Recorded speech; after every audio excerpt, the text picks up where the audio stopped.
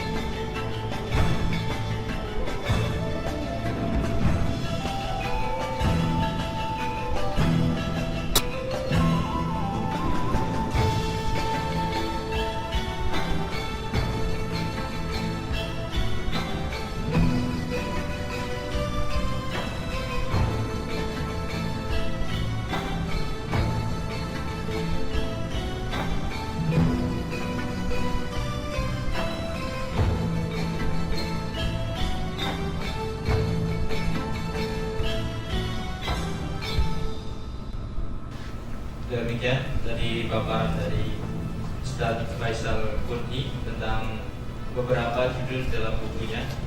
Sekarang kita waktunya berpindah dari takdir mendengar kepada takdir bertanya. Jadi karena ini takdir bisa diusahakan, maka sebaik-baik orang yang mengerti pemahaman yang disampaikan, maka sebanyak mungkin ada yang bisa merubah takdirnya dia menjadi berbicara berdasarkan. Baik, persilakan untuk pertama mungkin yang mau merubah takdir silakan. Jadi cukup banyak sebenarnya rangkuman saya tadi tentang yang disampaikan. Tapi untuk menyingkat waktu mungkin saya persilakan dulu 5 penanya. Silakan angkat tangan dan sebutkan namanya. Atau langsung pertanyaan saja.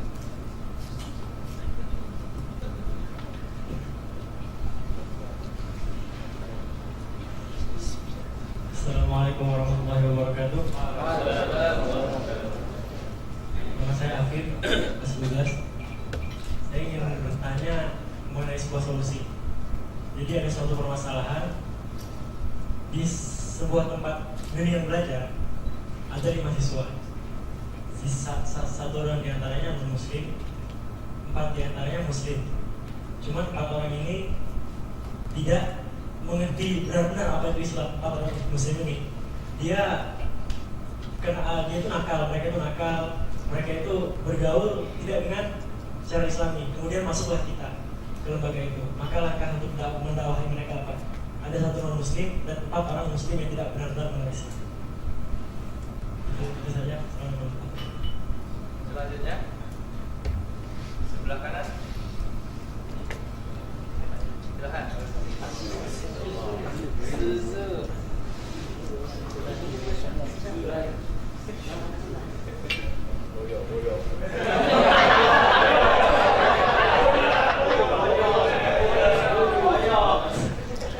Bismillahirrahmanirrahim. Assalamualaikum warahmatullahi wabarakatuh.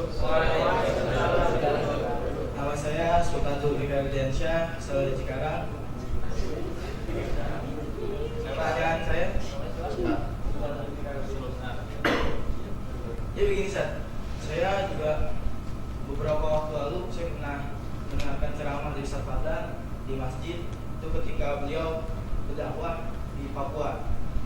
Setelah saya mendengarkan dakwah itu tentang ceramah itu, hati saya tertegun.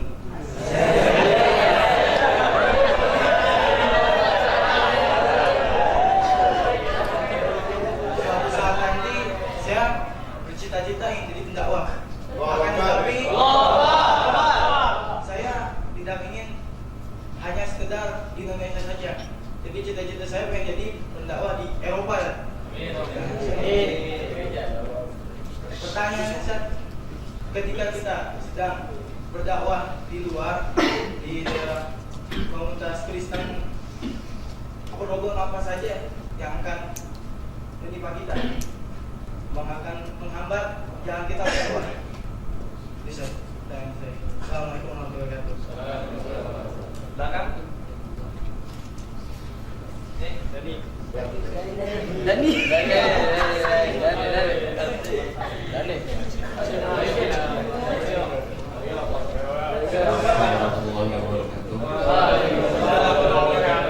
Saya Taufik Arifin dari Bandung, Mas Tobes. Kalau yang dua tadi pengen jadi pendakwah, kalau saya tidak. Saya supaya kita bisa berhasil kan kita harus mendapatkan ridho. Sudah disebutkan ridho Allah itu sangat berguna.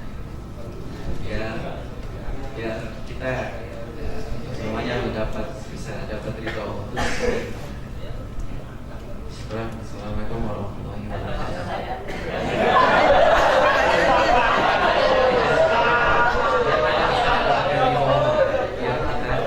Bisa mendapatkan ridho kiat-kiatnya apa aja? Syukur. Assalamualaikum warahmatullahi wabarakatuh.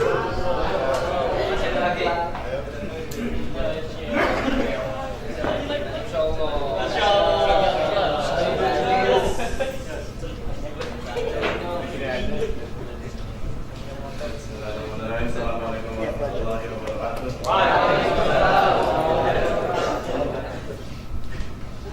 Nama saya Fikri Anas, asal dari Tangerang.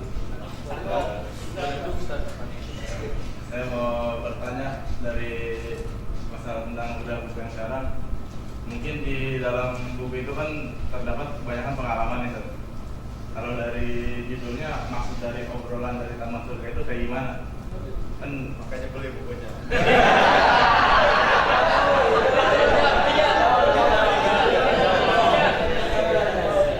Ya, jadi pengen tahu maksudnya dari obrolan dari Taman Surga sama risalah bilang yang di dalam isinya itu.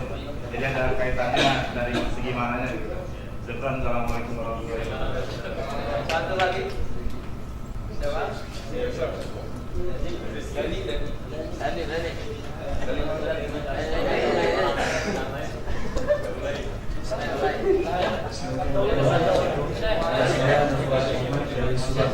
Saya ingin bertanya, apa ya?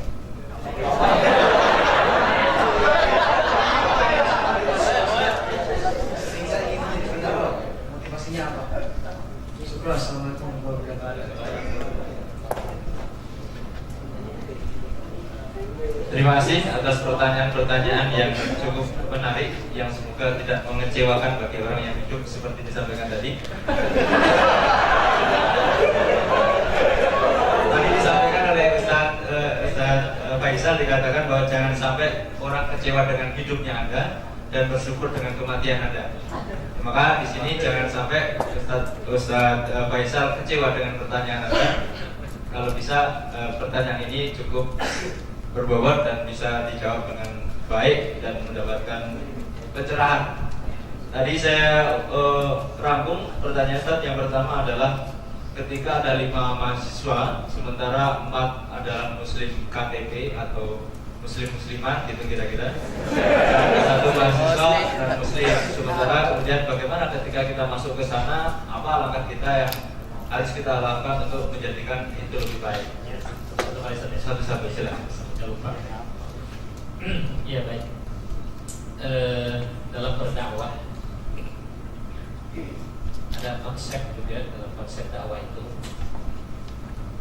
yakhtalitun walakin yatamayyasun. Kita berbaur tapi kita tetap punya jati diri. Jadi seperti ikan. Ikan itu di laut tapi dia tidak larut menjadi asin, kecuali ikan asin. Karena dia udah mati, ya kan? Dia karena dia udah mati, maka dia menjadi asin. Mau diasinin asin, mau diasemin asam. Maka kata Nabi kan, al-mu'minu alladhi yukhalidun nas wa yasbir ala adahum khairun minal mu'min alladhi la yukhalidun nas wa la yasbir ala adahum. Mu'min yang mau berbaur dan sabar lebih baik daripada yang tidak mau bergaul dan tidak sabar. Tentunya seperti ketika di Jepang, ya, kadang-kadang apalagi orang-orang Jepang itu sangat rasional. Misalnya ada beberapa mahasiswa, banyak kan kalau beberapa mahasiswa kita itu kan, karena kalau minum sake itu kan sudah jadi kebudayaan. Ya. Tahu nggak ini kakek? Bukan gajigur, bukan. Nah, ada beberapa mahasiswa yang komit istiqomah, dia nggak mau minum. Biasanya godanya itu, mereka diajak minum sama profesor, karena minum itu jadi budaya, bukan kriminal. Dan kalau orang Jepang, kalau mabok agak rese. Kalau kita kan mabok rese ya. Kalau orang Jepang yang mabok, diem, dia nggak bawa mobil, ya udah dia tidur aja mabok gitu. Kalau kita naik kereta di Jepang, apalagi weekend, itu banyak orang tidur pada mabok, habis mabok. Nah, tapi nggak rese, yang nodong-nodong, nggak begal gitu enggak. Dan itu jadi problem ketika ada mahasiswa yang istiqomah, ada mahasiswa yang nggak istiqomah, minum juga. Nah, kemudian profesor ini kan nanya, kamu Islam, yang ini Islam juga, tapi kenapa kamu nggak minum minuman keras? Nggak boleh, tapi kok ini minum? Ya, disitulah, saat itulah tugas kita menjelaskan bahwa antara Islam dan Muslim itu kadang-kadang berbeda. Belum tentu orang Islam itu Muslim, belum tentu orang Islam itu menjalankan ajaran-ajaran Islam. Itu apa yang diungkapkan oleh Syekh Muhammad Abduh, al-Islam mahjubun bil muslimin. Islam itu keindahannya kadang-kadang tertutup dengan orang Islam itu sendiri. Apalagi kalau kita ke Jepang, kita akan malu sendiri dengan bagaimana akhlak mereka. Orang Jepang itu sangat santun. Ya. Saya juga lagi bikin buku pengalaman dakwah di Jepang dan di Taiwan, mudah-mudahan kalau bisa selesai, nanti kita bisa sharing lebih luas lagi. Ya. Nah itu, jadi saya kira disitulah. Sehingga misalnya juga ada orang Islam misalnya di Taiwan, mereka nanya, kok orang Islam ini pakai jilbab, kamu nggak pakai jilbab, ya kan? Nah disitulah malah itu sebenarnya kesempatan kita untuk menjelaskan apa itu Islam. Dan tidak semua orang Islam itu sanggup menjalankan ajaran-ajaran Islam. Saya kira jelasin aja gitu, agar mereka juga bisa paham. Saya kira begitu. Yang selanjutnya betul. Yang kedua tadi dari Sultan, apa problem dalam berdakwah di lingkungan non Muslim? Contohnya mungkin karena ingin dakwah ke Eropa kan? Atau mungkin Afrika juga banyak non Muslim. Intinya non Muslim apa tadi arahnya ke Eropa gitu kan? Iya. Berdakwah di mana Muslim itu minoritas adalah menjadi sebuah tantangan tersendiri.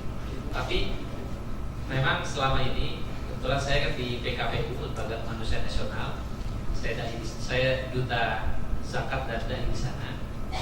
Dan setiap bulan itu kan, setiap tahun itu, setiap Ramadan, PKPU itu mengirim beberapa dai-nya ke berbagai macam negara. Ada ke Korea, Taiwan,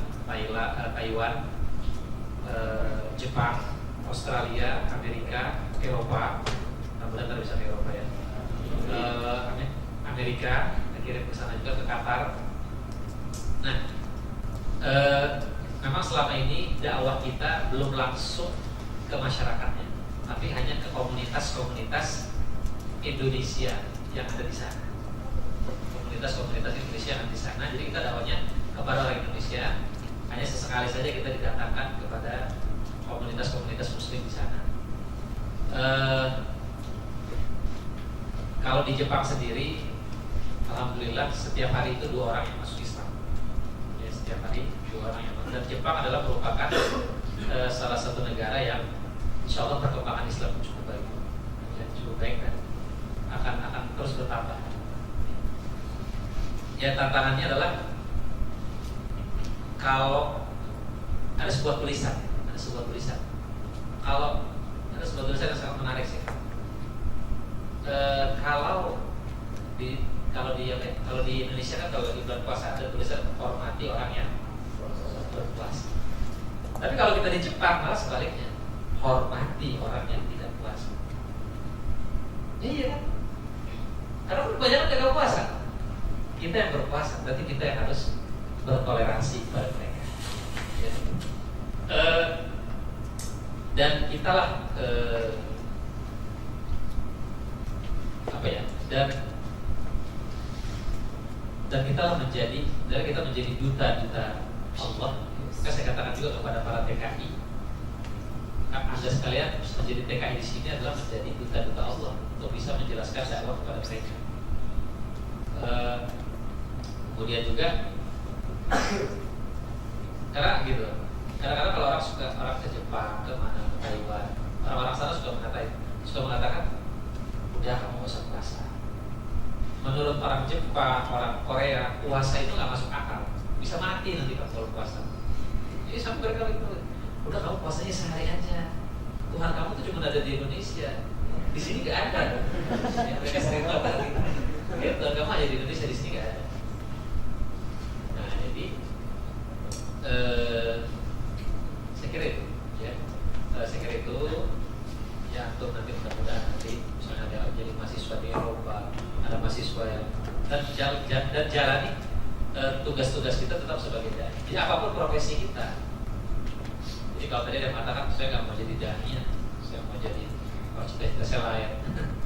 Jadi mau kita pengusaha, mau kita jadi anggota dewan, kita itu tetap dai. Ada satu ungkapan ulama dakwah, nahnu du'an qabla kulli syai'. Kami adalah dai sebelum profesi apapun. Jadi apapun profesi yang ke depan, maka dai juru dakwah itu jangan hilangkan. Silakan yang lain apa? Yang ketiga tadi yang tentang tadi nggak mau jadi dai, tadi dari disinggung. Iya. Tapi dia bertanyaannya kiat-kiat mendapat ridho Allah itu bagaimana kalau misalkan nggak jadi dai gitu.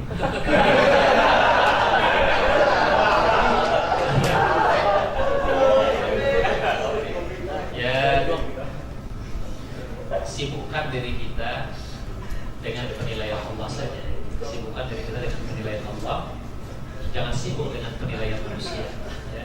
Insya Allah kalau kita sibuk dengan penilaian Allah, manusia pun akan menjadi.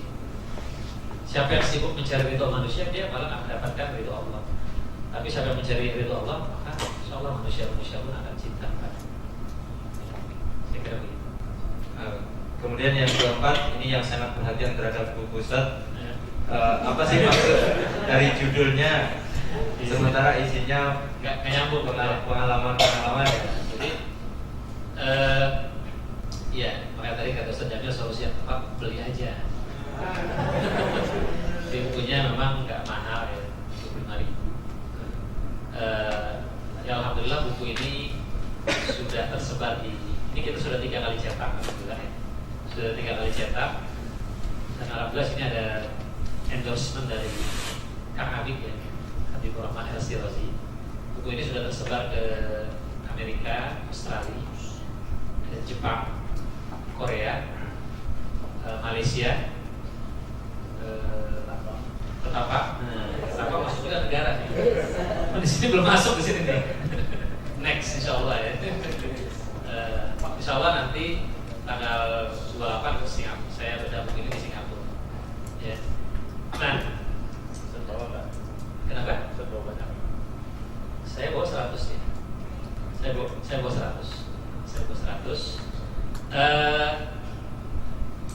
Kenapa di sini sebut obrolan dari Taman Surga? Ya karena memang ini sebagian obrolan ini adalah yang kami sampaikan dalam taklim kami. Ya kami ulas kembali, kami edit kembali. Karena kan taklim itu, pengajian itu kan taman surga. Ibaratkan seperti kata Rasulullah kan, jika kamu melewati ya, taman daripada taman surga, baru kami. Apa taman surga? Ya majelis zikir, halaqah itu adalah taman surga. Jadi itu supaya nyambungnya tuh begitu. Baik, itu soal yang keempat tadi sudah dijawab. Mohon ditulis dengan cermat bahwa sekarang itu kita sedang di taman surga. Kemudian pertanyaan yang terakhir tadi Ustaz, apa sih motivasi Ustaz menjadi dai? Motivasinya apa? Nah, dalam buku ini ada saya tulis dalam halaman ke 93 tentang dakwah itu apa sih? Di sini dikatakan dakwah itu bukan hanya mutayar kata tanpa amal. Kenapa saya mau berdakwah? Karena dengan berdakwah diri saya menjadi lebih baik daripada saya nggak berdakwah. Wa man ahsanu qawlan mimman da'a ila Allah. Siapakah yang perkataannya paling bagus selain orang yang menyeru pada jalan Allah? Dengan kita berdakwah diri kita menjadi lebih baik. Karena telinga sendiri itu lebih dekat daripada telinga orang lain. Ya kan? Ya. Kalau kita dakwah kan kita malu mau ngapa-ngapain. Ya enak tuh gue suka ceramah. Coba kalau kita nggak dakwah, nggak ada rem. Dengan berdakwah, saya jadi keren. Jadi jangan, Anda kenapa nggak mau dakwah? Takut kabur makna inna Allah. Kelihatannya soleh, betul. Kelihatannya soleh betul ya orang ini. Kelihatannya soleh. Padahal salah.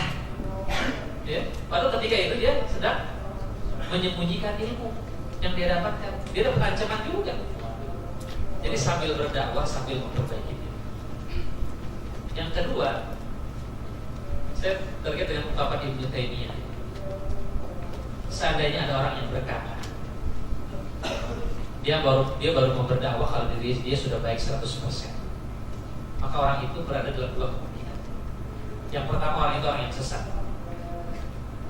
Karena orang baik 100%. Yang kedua, dia tidak akan berdakwah sampai mati. Ya. Kalau kita nunggu baik 100% baru mau berdakwah, kita nggak akan berdakwah. Jadi dengan berdakwah diri kita menjadi lebih baik.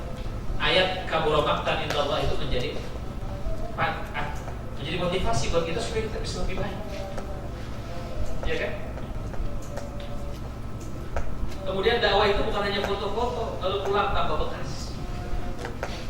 Foto-foto yang penting udah upload deh, udah ceramah. Setelah itu dakwahnya seperti apa dan dipantau lagi. Maka kalau PKPU ngirim dani kalau ke luar negeri Ramadan nggak pernah sehari 2 hari, sebulan. Kalau yang sehari 2 hari ya nggak bakalan dikirim sebulan. Maka kan di sana pada kaget kok sampai sebulan Ustaz. Iya sampai sebulan. Karena kita menyelami terjun langsung bertanya apa permasalahan. Karena kalau cuma begini kita datang foto-foto udah pulang nggak ada bekasnya. Nah, kemudian juga dan berdakwah itu juga pahalanya insya Allah kita akan dapat nota merah yang mungkin pahala yang luar biasa. Li ayyati Allah kalau tidak wahidan khairun laka min humurin. Allah memberikan hidayah kepada seseorang lewat tanganmu itu lebih baik dari nota merah. Nota merah itu kalau sekarang senilai dengan apa Ustaz? Versi gue ya. Satu orang jadi benar karena dakwah kita lewat hidayah Allah. Itu satu itu katanya. Dari 7. Lamborghini itu. Apalagi banyak orang yang bisa tersentuh dengan dakwah kita.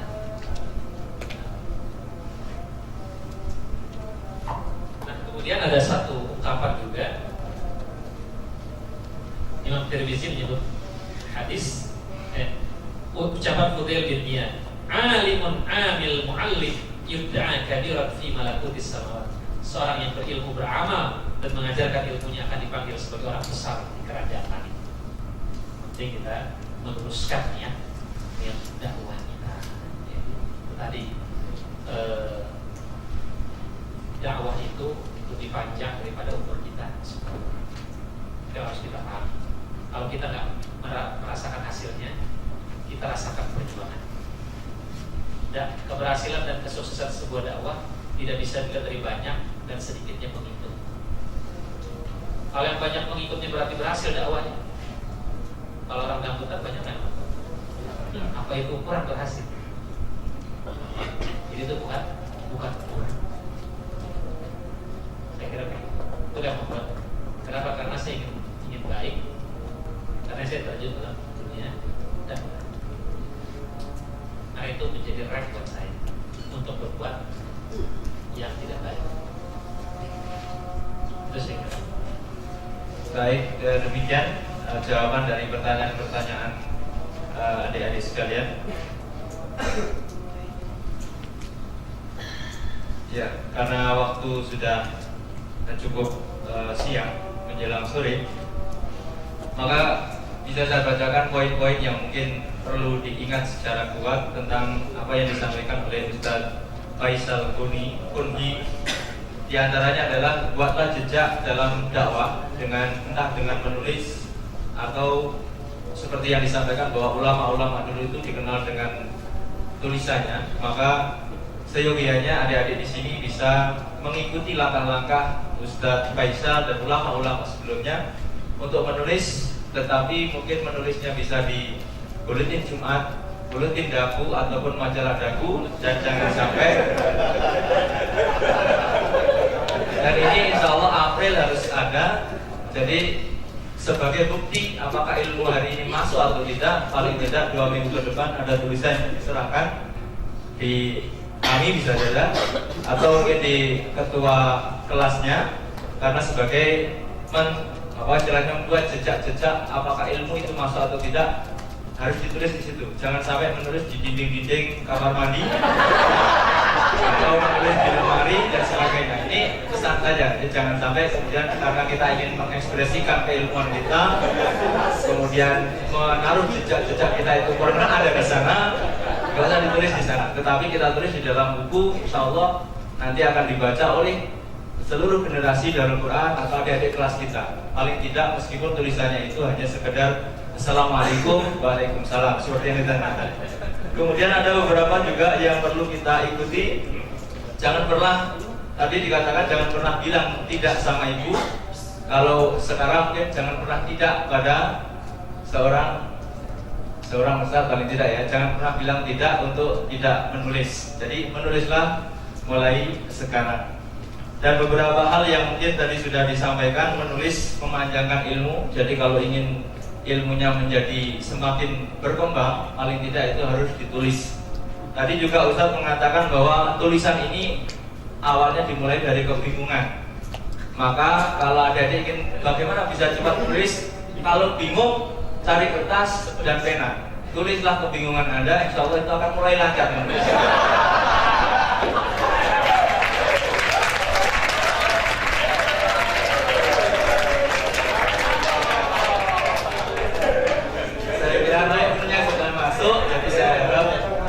Kebingungan itu bisa ditulis. Saya kira kemarin sudah saya lihat beberapa tulisan kebingungan itu tinggal dikemas dengan bahasa Inggris dan bahasa Arab. Insya Allah menjadi lebih baik lagi. Saya kira demikian. Barangkali doa akan ditutup dengan doa oleh Kiai Haji Ahmad kepada